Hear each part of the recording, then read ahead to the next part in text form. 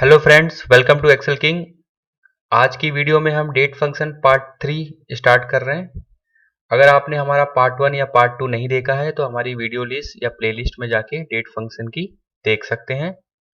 तो पार्ट 3 में हम आज जानेंगे, अगर आप किसी कंपनी या किसी ऑर्गेनाइजेशन में काम कर रहे हैं तो अगर आपका पूरे साल, जैसे कि मान लीजिए 1 जनवरी 2019 टू 31 दिसंबर 2019, या कोई फाइनेंशियल ईयर आपका 1 अप्रैल 2019 टू 31 मार्च 2020, अगर एक साल के अंदर आपको नेट वर्किंग डेज निकालने हैं सैटरडे संडे छोड़कर, क्योंकि हम mostly week days Saturday Sunday होता है जो एक्सेल जो हमारा उसमें इंक्लूड रहता है, वो जो है सैटरडे संडे उसको वीकेंड मानता है। तो अगर सैटरडे संडे निकाल कर आपके पूरे साल में कितने नेट वर्किंग डेज हुए वो हमें निकालना है।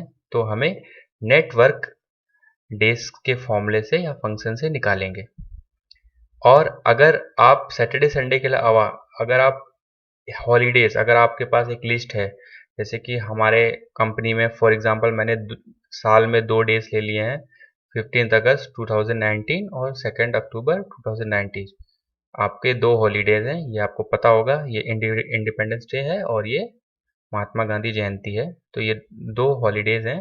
तो सैटरडे संडे के अलावा ये 2 हॉलीडेज भी अगर आप इंक्लूड घटाने के बाद यानी हटाने के बाद कितने हमारे वर्किंग डेज हुए हैं कंपनी में, वो हम यहाँ पे कैलकुलेट करेंगे। अगर आपके हॉलीडेज ज़्यादा हैं तो आप यहाँ पे वो डेट, यहाँ पे लिस्ट आप बढ़ाते जाइए। जो भी डेट लिखनी है, जैसे मान लीजिए आपको लिखना है 12 दिसंबर 2019 2019। देखिए, मान लीजिए आपको 12 दिसंबर को कोई आपकी कंपनी का हॉलीडे है तो आप यहाँ मेंशन कर सकते हैं। ठीक है। और ये जो है नेटवर्क डेज इंटरनेशनल, इसमें इंटरनेशनल में है, ये आप मॉडिफाई कर सकते हैं। हर कंट्री में वीकेंड अलग होता है, किसी का वीक डेज अलग होता है, किसी का, हमारे इंडिया में मोस्टली में सैटरडे नहीं होता है, कई कंपनियों में ओनली संडे होता है, कई कंपनियों में रोस्टर होता है जिसमें कि आपका मंडे हमेशा ऑफ रहता है, हमेशा ट्यूसडे यानी मंगलवार को ऑफ रहता है, एक दिन का ऑफ होता है। तो वो हम अपना कस्टम से निकालेंगे, यानी कि हमें जैसा हमारी रिक्वायरमेंट होगी उस हिसाब से हम इस फॉर्मूले की मदद से या इस फंक्शन की मदद से कितने वर्किंग डेज हैं पूरे साल में वो निकालेंगे। तो चलिए देखते हैं। तो इसमें आगे बढ़ने से पहले हम आपको कुछ जानकारी देते हैं, जैसे कि साल में 365 डेज होते हैं और आप देखेंगे अराउंड 52 वीक्स होते हैं। 52 वीक्स, एक वीक्स में 2 वीकेंड होते हैं, ठीक है, सैटरडे संडे। तो 52 वीक्स में आपके 104 सैटरडे संडे हो गए। तो 104 लिख लिया मैंने, 365 डेज है, मैंने इसको क्या किया, simply equal to 365 minus weekend, ये देखिए 261 आ गया। ठीक है। बट ये एग्जैक्ट सही नहीं होता, हो सकता है कि 1 जनवरी और 31 दिसंबर के पहला सैटरडे या लास्ट सैटरडे या पहला संडे या लास्ट संडे जो भी है वो लास्ट ईयर में पड़ गया हो या उसके आने वाले ईयर में हो गया हो। तो 1 या 2 नंबर का जो भी है वो डिफरेंस आ जाता है। तो उसी को, उससे बचने के लिए हम सिंपली फॉर्मूला का यूज करते हैं। तो हम यहाँ पे देखिए हम कर रहे हैं, हमने किया, हमें अभी नेट वर्क डेज से क्या निकालेंगे, ओनली सैटरडे संडे छोड़ के जितने भी वर्किंग डेज हैं स्टार्ट डेट और एंड डेट के बीच में वो मालूम करेंगे। तो देखिए नेटवर्क डेज आ गया, यहाँ पे सिलेक्टेड है फंक्शन, हमने टैब दबाया, अब ये कह रहा है स्टार्ट डेट, तो ये रहा start date comma end date comma end date.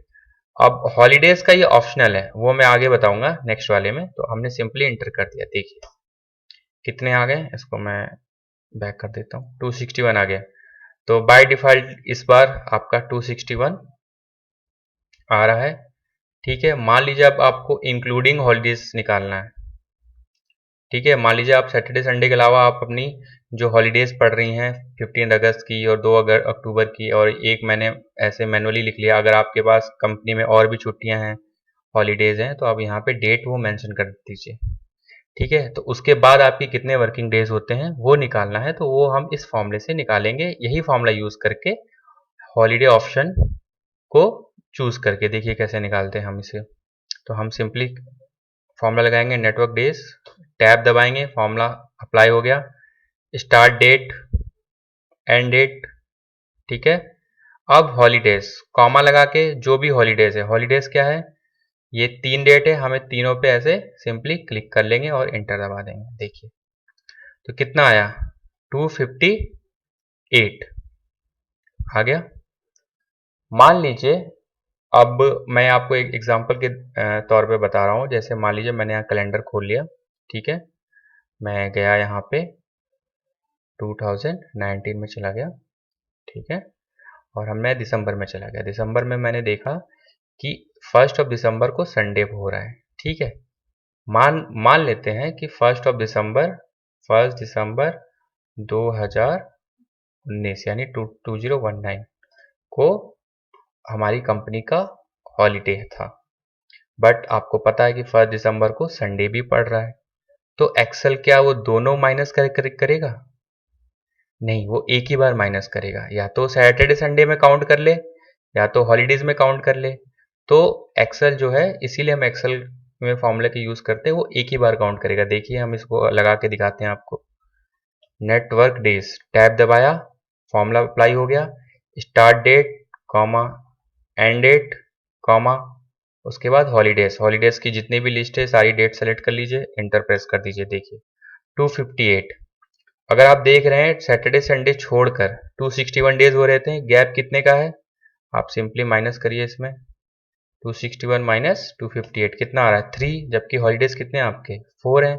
तो यहाँ पे 1 दिसंबर को संडे पड़ रहा है, तो संडे वो ऑलरेडी सैटरडे संडे में इंक्लूड यानी एक्सक्लूड कर चुका है, हटा चुका है, तो वो हॉलीडेज को नहीं हटाएगा इस बार। तो ओनली वो 3 ही माइनस करेगा, जो कि सैटरडे संडे को नहीं पड़ रहे हैं, चाहे वो 15 अगस्त हो, चाहे 2 अक्टूबर हो, चाहे 12 दिसंबर, वो नहीं पड़ रहे, ठीक है, नहीं आ रहे हैं। अच्छा, अब हम निकालते हैं third formula, network days international. इसका क्या यूज है, अब मैं आपको इसको दिखाता हूँ। आपने ये फॉर्मूला लगाया, नेटवर्क डेज इंटरनेशनल, ठीक है, सेलेक्ट कर लिया आपने।